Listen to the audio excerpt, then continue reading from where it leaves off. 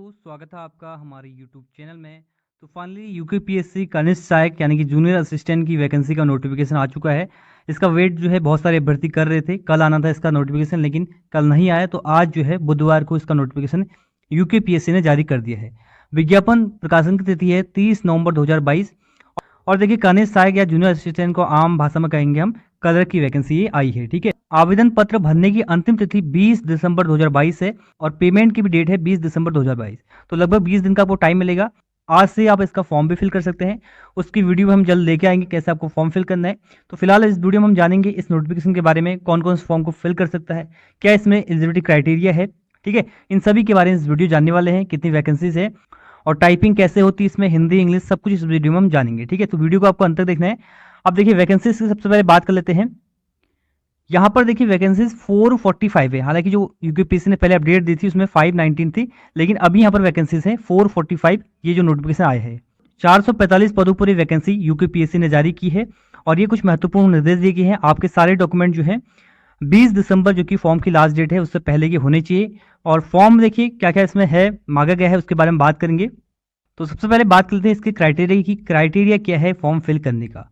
तो देखिए विभिन्न विभागों में वैकेंसी आई है कनिष्ठ सहायक की। जो कलर की वैकेंसी है बहुत सारे विभागों में है, कुछ कुछ पद किसी विभाग में है, कुछ पद किसी विभाग में है। तो कुल मिला के जो कलेक्टिव वैकेंसीज बन रही है वो है 445। ठीक है, सबसे पहले देखिए शहरी विकास निर्देशालय उत्तराखंड में इसमें वैकेंसीज 4 वैकेंसीज है। तो ये जो है कैटेगरी वाइज और आरक्षण वाइज आपकी वैकेंसी पूरी दी गई है। 36 और उधर आरक्षण जो आपको मिलता है उसकी वैकेंसीज है। ठीक है, इसके बाद देखिए क्राइटेरिया यहाँ पर दिया गया है अनिवार्य शैक्षिक अर्हता। तो यहाँ पर देखिए शैक्षिक अर्हता की बात करें तो आपको यहाँ पर 12th पास होना है, सिर्फ 12th पास। अगर आप 12th पास हैं तो इस फॉर्म को आप फिल कर सकते हैं। आप किसी भी स्ट्रीम में हो सकते हैं, साइंस, कॉमर्स, आर्ट्स, कंप्यूटर, जिस भी स्ट्रीम में आप 12th पास हैं तो इस फॉर्म को आप फिल कर सकते हैं।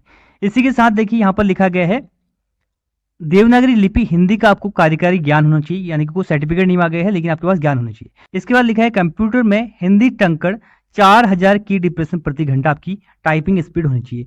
हिंदी टाइपिंग आपसे मांगी गई यहाँ पर, और कितनी टाइपिंग मांगी गई 4000 की डिप्रेशन प्रति घंटा। इसको आप मिनट में कन्वर्ट कर सकते हैं।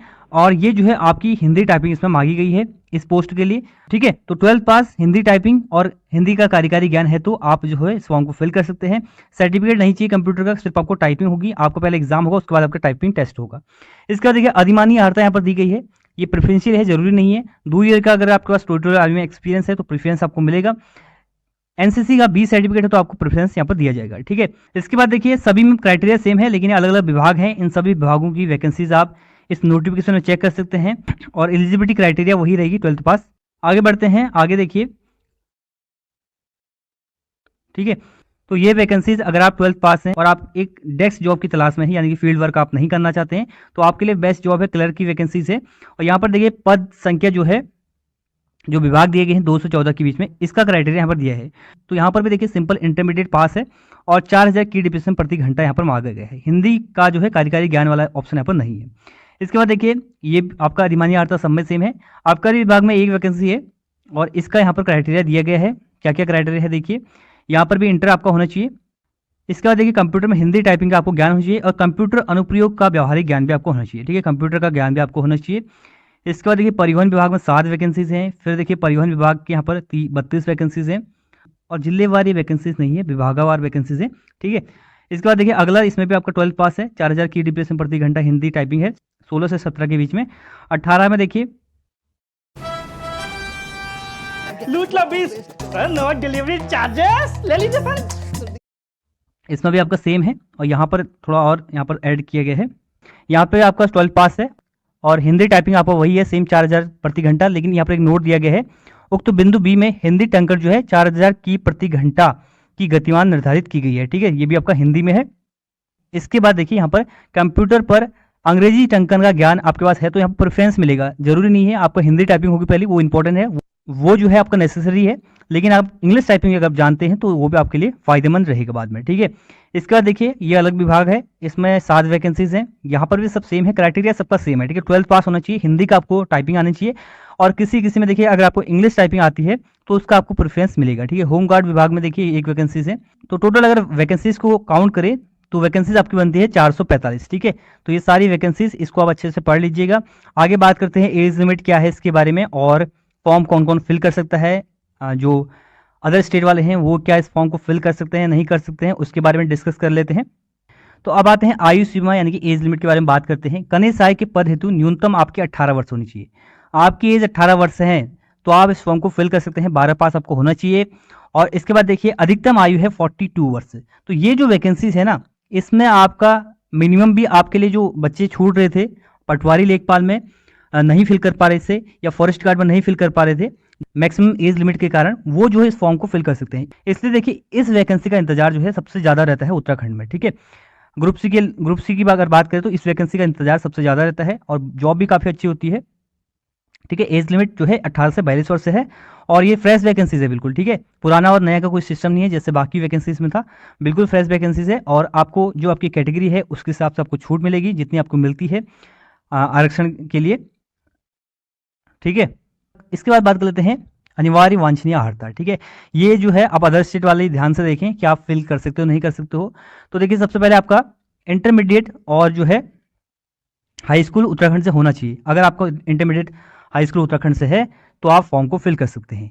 इसके बाद देखिए अगला पॉइंट यहाँ पर दिया गया है, आपके माता पिता जो है उत्तराखंड में जॉब करते हो सैनिक अर्धसैनिक बलों में या राजकीय अर्धशासकीय संस्थाओं में और उनकी जॉब जो है नॉन ट्रांसफरेबल हो तो आप फॉर्म फिल कर सकते हैं।